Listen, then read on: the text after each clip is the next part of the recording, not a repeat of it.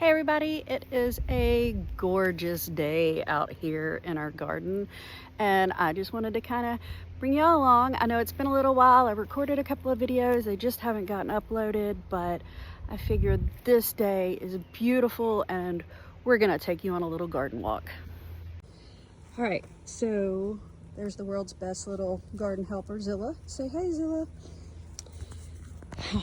All right, so our tomatoes are doing fantastic. They are loving this bright sunshiny weather. They had a little bit of rain yesterday, which kind of made them actually sprout up a little bit more. And look at this.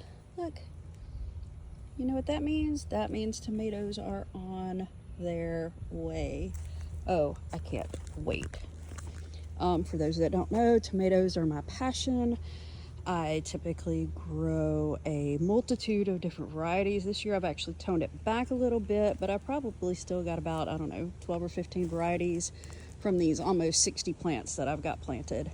And we keep finding room to plant more because I just want all the tomatoes.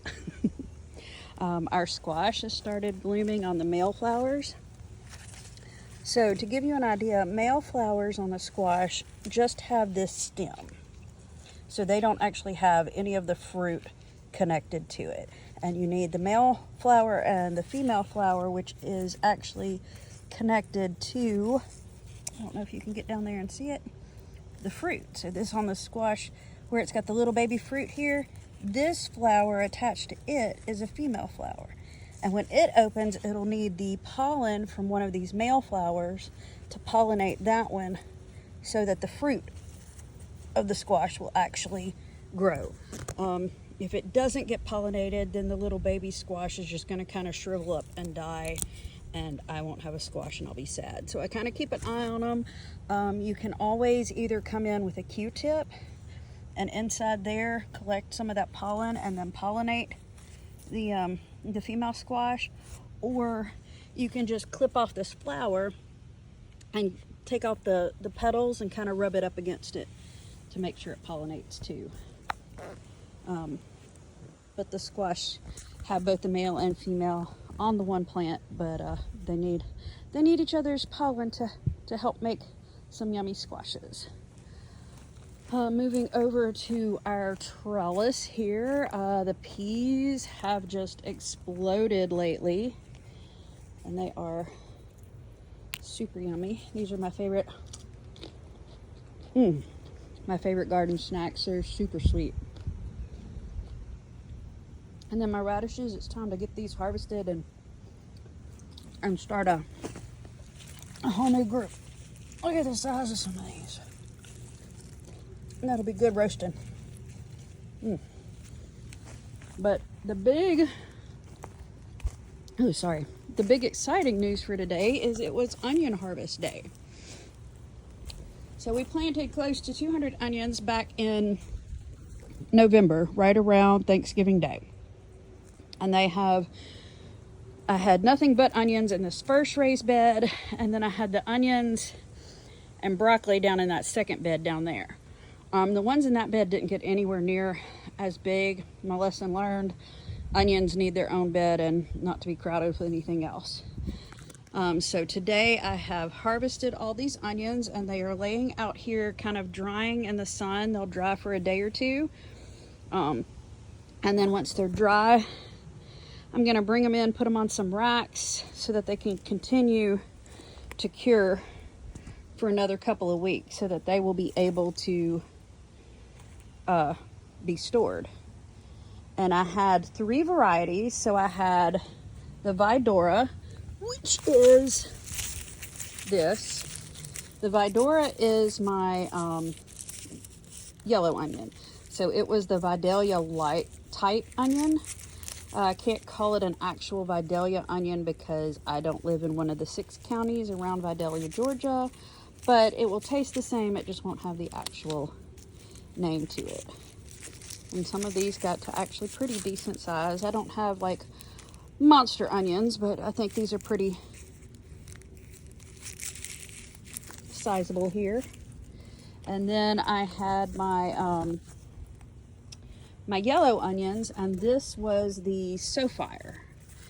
And most of my yellow ones stayed pretty small. They didn't do as well as some of the others. I had a few, let's see, I had a few that were decent size here, but most of mine were a little smaller than that. And then finally, on the red onions, I had the, no, the red onions are the Sofire. The yellow onions were the Sapello, sorry. But on my red onions, I had several that were this monster size. A pretty good handful of red onion there. So all in all, I am super excited and really pleased with how this harvest has turned out. Like I said, it's somewhere close to 200. I quit counting today at about 150 something. And if I could keep my garden helper off of them, that'd be great. But dogs like to get into everything. All right, but then some of these in this other bed still aren't as big, and they haven't started to fall over the way those had. So I'm gonna see if I can't let them grow just a little bit more. This side, our green beans are starting to put out their tendrils, so they will grow up this trellis here and move their way up and over and kind of arch over onto the trellis, and that way then I don't have to bend over to pick green beans. My random sunflower, I think this is the chocolate sunflower, so it's growing here pretty beautifully, and then the tomatoes on the other side of the arch are coming along nicely.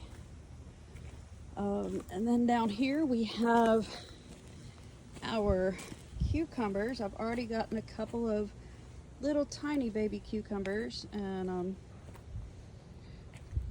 excited with the growth on it. And cucumbers are just like the squash, so they have both a male and a female flower too, and need to be pollinated from those.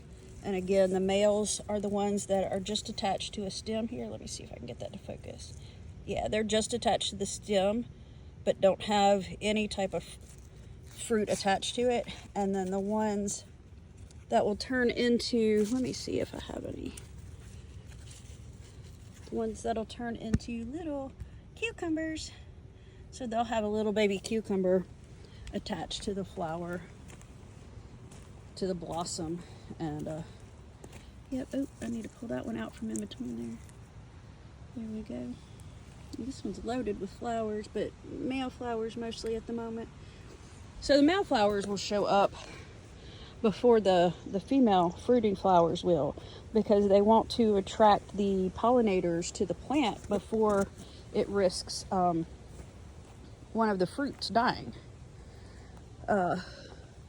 So you'll get a whole lot of male flowers here in the beginning that starts to attract the pollinators. And then once those have had a little while, probably a week or two to flower and everything, then you'll start seeing the female flowers with the fruit attached to them. Again, the world's cutest little garden helper. All right, then we've got our pepper bed here. I have a variety of peppers. We've got bell peppers, poblano peppers, jalapenos, cayenne. I've got some of my habanadas and natapinos, which have the flavor of the habanero and jalapeno, but without the heat.